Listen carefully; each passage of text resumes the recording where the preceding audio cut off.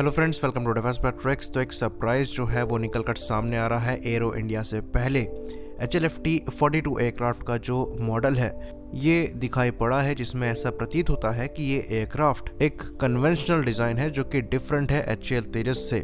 यहाँ पर आपको डेल्टा विंग देखने को नहीं मिल रहा है, साथ ही साथ एयर इनटेक की पोजीशन को भी चेंज किया गया है। तो ये एक ब्रांड न्यू डिजाइन और एयरक्राफ्ट होगा। बाकी यहाँ पर जो एयर इनटेक हैं ये फिक्स्ड हाफ कोन एयर इनटेक लग रहे हैं, जैसे कि मिराज 2000s पे है। ऑल्दो ये स्प्लिटर प्लेट के साथ भी हो सकते हैं, पर पिक्चर यहाँ पर क्लियर नहीं है तो हम क्लियरली कुछ नहीं कह सकते।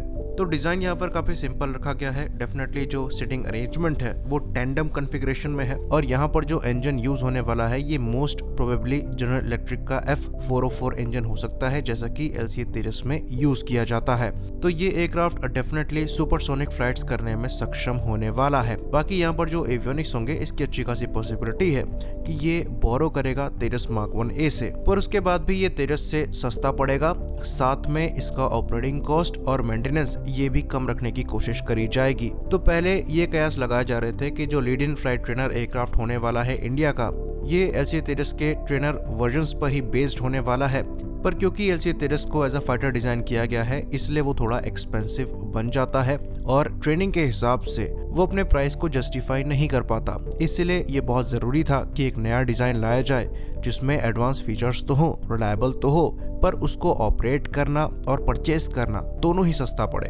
तो इस फाइटर को आप कंपेयर कर सकेंगे कोरियन T-50 से, साथ में अमेरिकन T-7 रेड हॉक से और टर्किश हरजेट से। ये तीनों ही जेट सुपरसोनिक लिफ्ट फाइटर हैं जो कि मेनली ट्रेनिंग के लिए बनाए गए हैं, एडवांस ट्रेनिंग के लिए बनाए गए हैं, पर अल्टीमेटली ये कॉम्बैट भी परफॉर्म कर सकते हैं जरूरत पड़ने पर। तो जितने भी कंपटीशन में अभी तक LCA तेजस ने पार्टिसिपेट किया है किसी फॉरेन एयरफोर्स के रिक्वायरमेंट के लिए, उन सब में ही जो रिक्वायरमेंट रही है वो किसी लिफ्ट एयरक्राफ्ट की रही है या फिर ट्रेनर कम फाइटर एयरक्राफ्ट की रही है।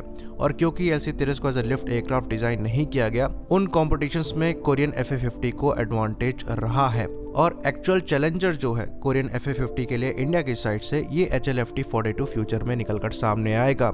LCA तेजस को आप JF-70 से कंपेयर कर सकते हैं, क्योंकि ये दोनों ही लाइट कॉम्बैट एयरक्राफ्ट हैं। तो जिन एयरफोर्स की रिक्वायरमेंट LCA की है, जैसे कि अर्जेंटाइन एयरफोर्स, उनके लिए LCA तेजस एक बेटर ऑप्शन है और ज़्यादा अच्छा कंपटीशन वहाँ पर देने में सक्षम है।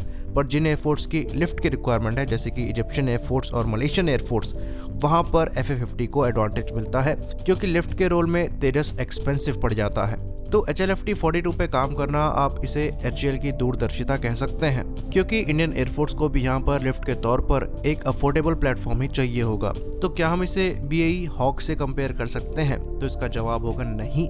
दोनों एयरक्राफ्ट में काफी डिफरेंस होने वाला है। हॉक एक सबसोनिक एडवांस ट्रेनिंग एयरक्राफ्ट है जो कि काफी लाइट अटैक परफॉर्म करने में सक्षम है, जिसमें वो रॉकेट्स और छोटे मोटे बॉम्ब गिरा सकता है। वहीं पर जो HLFT-42 होगा ये लीड इन फ्लाइट ट्रेनर होगा, जो कि सिमुलेट करने में सक्षम होगा एक्चुअल कॉम्बैट एयरक्राफ्ट को और उसकी फील भी प्रोवाइड कराने में सक्षम होगा, क्योंकि ये सुपरसोनिक फ्लाइट के लिए कैपेबल होगा। तो सेम जी फोर्स भी पायलट एक्सपीरियंस करेगा, साथ ही साथ सेम कॉकपिट एनवायरनमेंट भी इस एयरक्राफ्ट में उसको मिल जाएगा। तो ये दोनों एयरक्राफ्ट कंपेयर नहीं किए जा सकते। बाकी HLFT-42 जो है वो एक्चुअल कॉम्बैट भी परफॉर्म करने में सक्षम होगा, जिसमें अच्छी खासी पॉसिबिलिटी है कि ये beyond visual range combat capable भी हो, साथ ही साथ मैन्ड अनमैन्ड टीमिंग सिस्टम का भी पार्ट बने। तो हॉक जो एयरक्राफ्ट है ये उनको रिप्लेस नहीं करने वाले हैं, ये उनके एडिशन में आएंगे। तो हॉक की जो रिक्वायरमेंट है वो रहेगी, लेकिन इसके लिए भी HAL ने सॉल्यूशन निकाला है। एक ज़्यादा इंडिजनाइज्ड वर्जन हॉक का निकाला गया है, जिसे हॉक आई कहा जाता है, जो कि डिसेंट लैंड अटैक भी परफॉर्म करने में सक्षम है। तो इंडियन एयरफोर्स की ट्रेनिंग के लिए फ्यूचर में जितने भी प्लेटफॉर्म होंगे, बेसिक से लेकर लीड इन फ्लाइट ट्रेनर तक, ये सारे के सारे HAL द्वारा बनाए जाएंगे। चाहे हम STT-40 की बात करें, उसके बाद बात करें HJT-36 सितारा की, उसके बाद हॉक आई की, और फिर आएगा HLFT-42।